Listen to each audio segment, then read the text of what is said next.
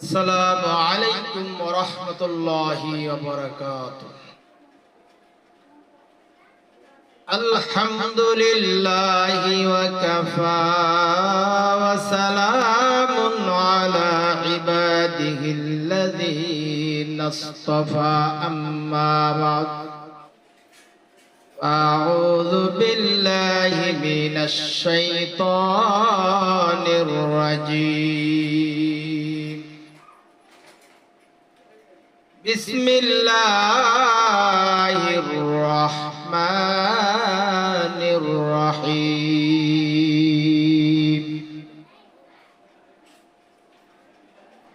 يا أيها الذين آمنوا استعينوا بالصبر والصلاة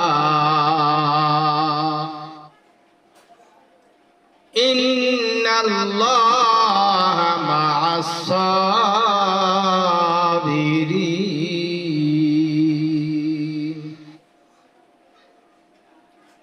ولا تقولوا لمن يقتل في سبيل الله أموات بل أحياء ولكن لا تشعرون.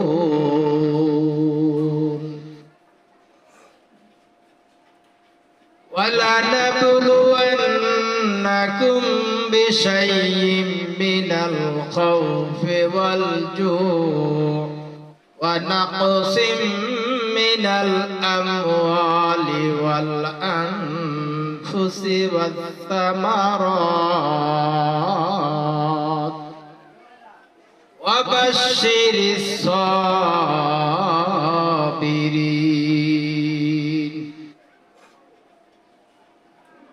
الذين إذا أصابتهم مصيبة قالوا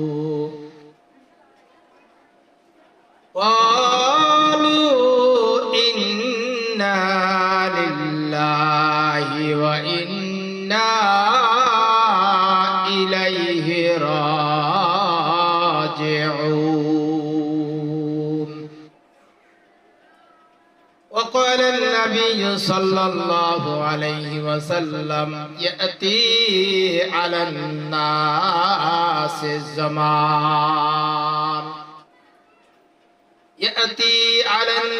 الزمان الصابر فيهم على دينه كالقابض على الجمر أو كما قال عليه الصلاة والسلام. الحمد لله.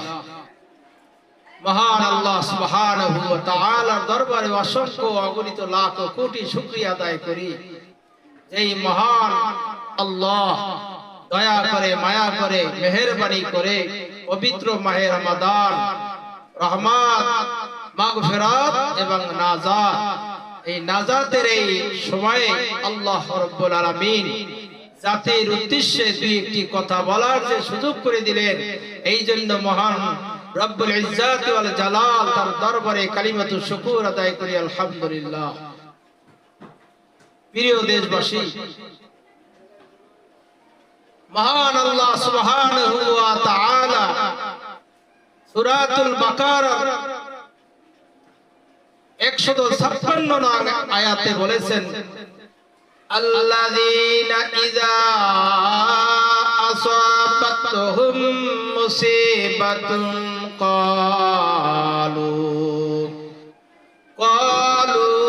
ইন্না লিল্লাহি ওয়া ইন্না ইলাইহি রাজিউন।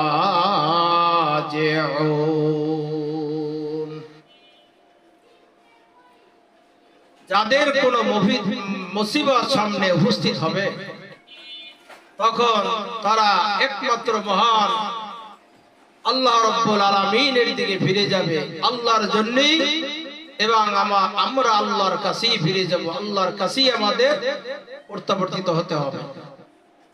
আল্লাহ রাব্বুল আলামিন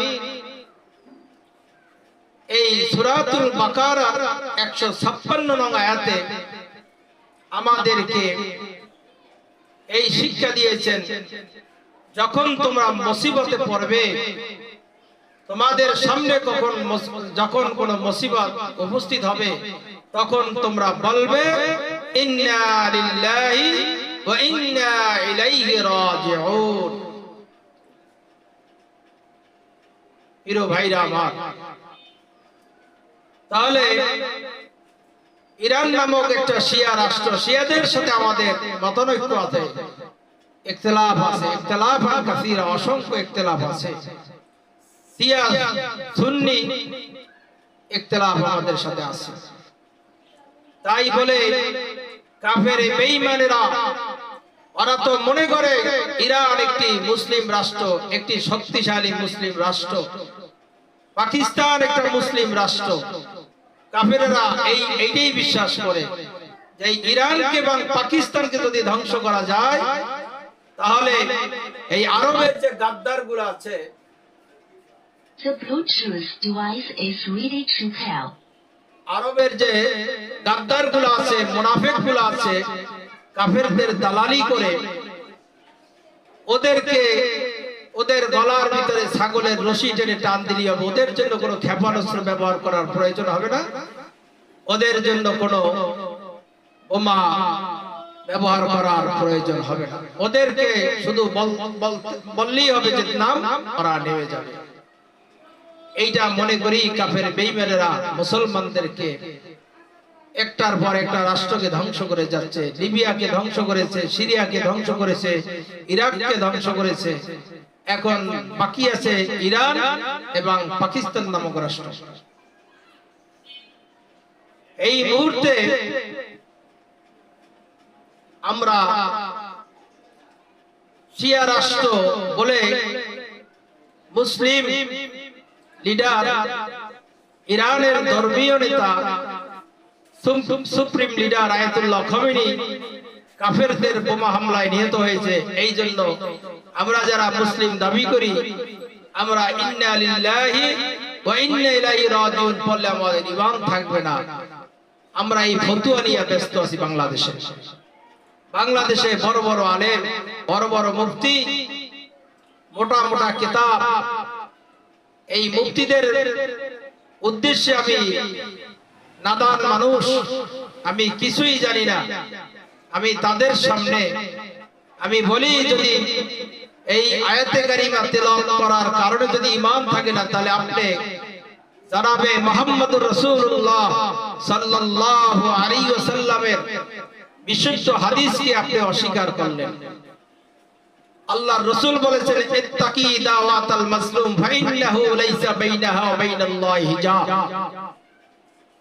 মাজলুম যে হোক,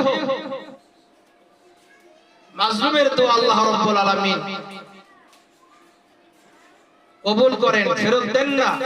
বাইনাস সামাওয়াতি ওয়াল আরদ, আসমান এবং জমিনের মধ্যবর্তী স্থানে কোনো পর্দা থাকে না।